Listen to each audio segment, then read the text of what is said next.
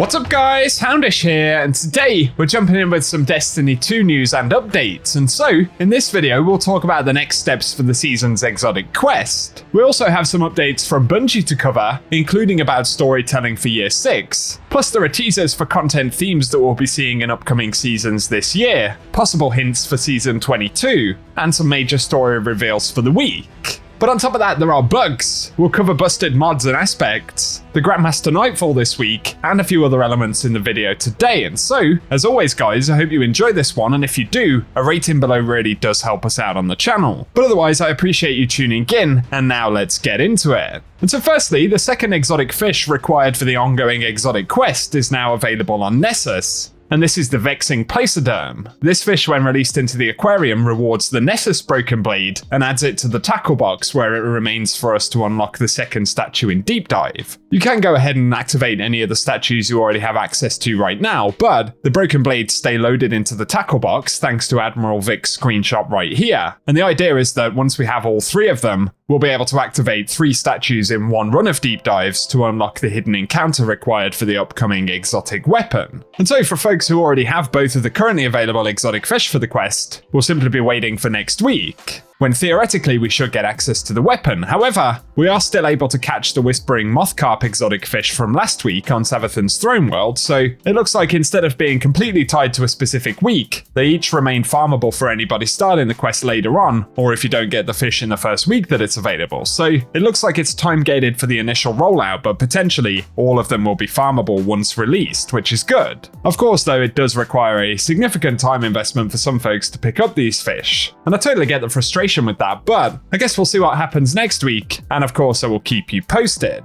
Next up though, we've got a new Grandmaster Nightfall, and the featured Nightfall this week is Psyops on the Moon. A lot of players have been talking about it being bugged, as they're killing all of the champions that spawn in, but are only getting a gold clear. And apparently at the bridge at the very beginning of the strike, there's an unstoppable champion that spawns, and if you kill that unstoppable really quick, it actually blocks the spawn of 2 barrier champions that come shortly afterwards. So essentially players are saying take your time at that section of the strike, and don't immediately kill the unstoppable, and that should allow the other champions to spawn, and make getting that platinum clear a bit easier. So something to keep in mind right there, but now let's get on to weekly story stuff. And following the story this week, Destiny Bulletin shared that one of Bungie's senior narrative designers said that the radio conversation in the helm between Zavala and Sloane featured the last lines that they ever recorded with Lance Reddick. And of course that's certainly a shame. It will be interesting to see how much more performance there is this year from Lance Reddick. And to talk about the story portion from this week's reset, it was a relatively good one, and so quick spoiler alert here if you haven't played through it yet and don't want to know, but firstly, when you complete the final week of the story for the season, we do get access to the To Be Remembered exotic sparrow, and that one drops via the Triumph for the mission. But on top of that,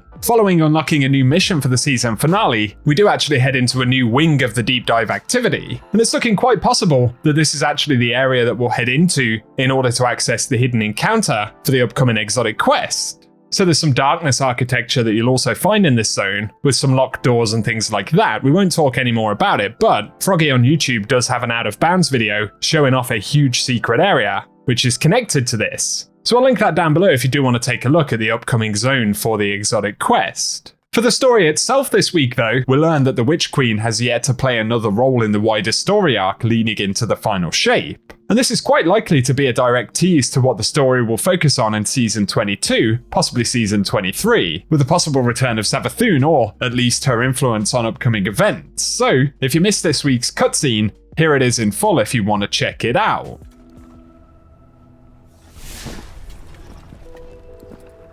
Zivorath's forces are in full retreat. Good. Time to complete the mission.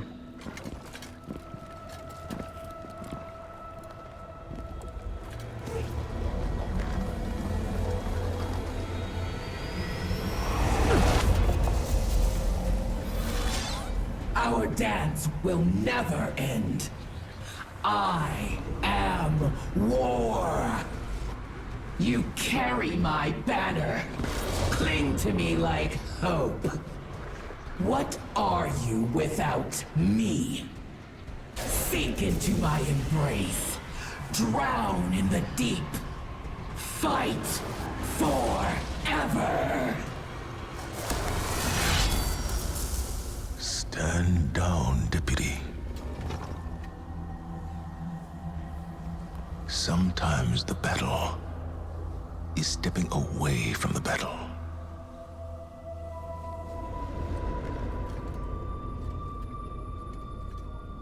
We're with you all the way.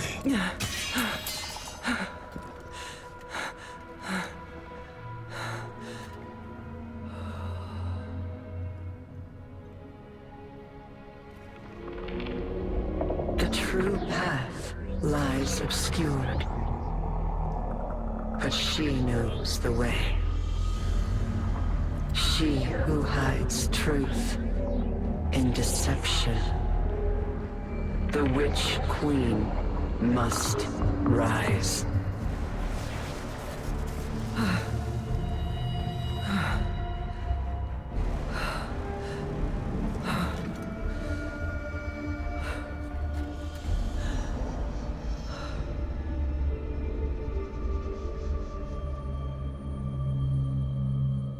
Moving on though, in relation to seasonal story, with us getting the Witness Origins cutscene a couple of weeks back, players have been wondering whether this will continue to be something that's visible in-game, especially considering that it is a major story component, but, of course, it's dropped as part of a season. And so the Destiny 2 team on Twitter said, for those wondering, yes, this cinematic will continue to be viewable in-game after Year 6 of D2 concludes. So, while it doesn't necessarily affect existing players who've seen it, for any newer players who come into the game, or those who play through LIGHTFALL, this cutscene will be available. Arguably, it's something that we probably should have seen shortly after this story for LIGHTFALL, but at least that will continue to be available for new players. Moving on, Destiny Tracker shared something interesting from The Verge right here though, and they said back in 2020, Microsoft was considering acquiring Bungie according to its internal document. But in those considerations, Microsoft recognized a high burn rate risk for Bungie, and it stated that the acquisition of Bungie will include securing valuable IP, Destiny, and its community, as well as integration of its dev and live ops infrastructure into Xbox Game Studios. Of course, that never happened, and Sony have bought Bungie instead, but it's interesting to get this info now that one of Microsoft's core concerns was what they referred to as a high burn rate risk. And some folks think that's related to players and player burnout, stuff like that, but burn rate essentially refers to the cash flow in the company and how quickly they're spending their assets. And it considers the risk that Bungie are essentially spending more money than they can afford to, or more money than they recoup from Destiny itself. Which is definitely an interesting one, and potentially, if that's something that has been happening, that could feed into what the game is like at the moment. Obviously, Bungie are trying to make more money, increasing the price of seasons, more monetization options, but at the same time, the game's going through a bunch of issues, technically, and as well as that, we're essentially getting less content inside of seasons and releases, which all indicates that Bungie are trying to spend less money on the game. So perhaps that risk that Xbox could see is actually something that's catching up with Bungie at the moment, especially given that they're having to invest a lot of money into their upcoming game titles. So we'll link that down below.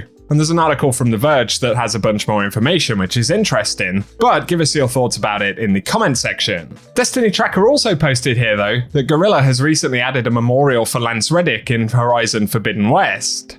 Which obviously is a really cool thing to do, being one of the core characters for the game. But it does raise the question over whether Bungie would consider doing something similar inside of Destiny 2. And of course, it does actually seem like something Bungie would probably do, so it could be a thing in future. I certainly think they should do that.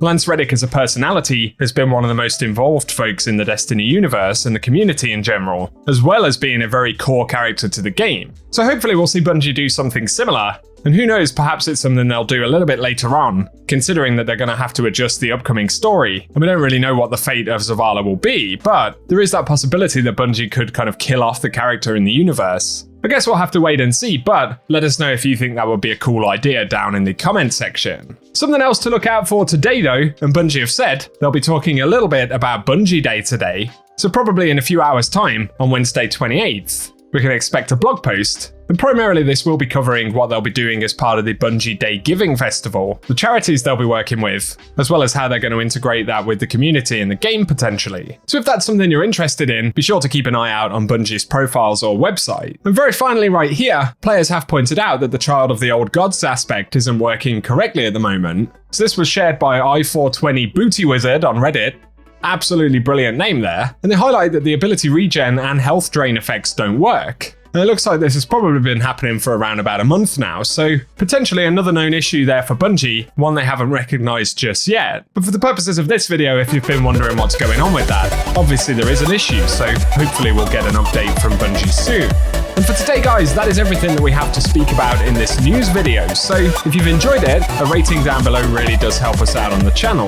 Also be sure to get subscribed so I can keep you posted with more Destiny content. But otherwise, thank you as always for tuning in, and whatever you get up to, I hope you guys have an awesome day.